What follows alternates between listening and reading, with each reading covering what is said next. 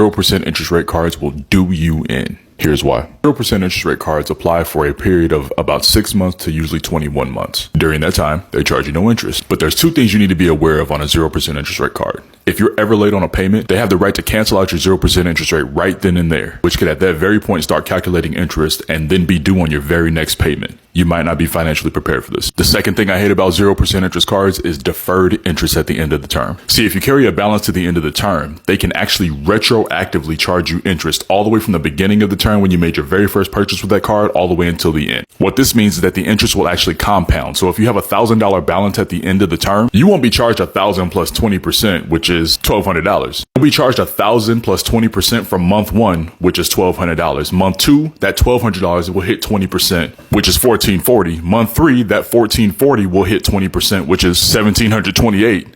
The next month, that $1,728 occurs 20% interest, and so on and so forth. By the time you get to the end of that, you can end up owing upwards of almost $9,000 on using a card for $1,000 at the beginning of that 12-month 0% interest rate. So while 0% interest rate cards are really, really good, especially during that intro period, be very, very careful how you operate with them moving forward, because leaving any balance of any kind can really put you in a bind when it comes to the end of that intro period. Follow for more tips that'll help you increase your credit scores.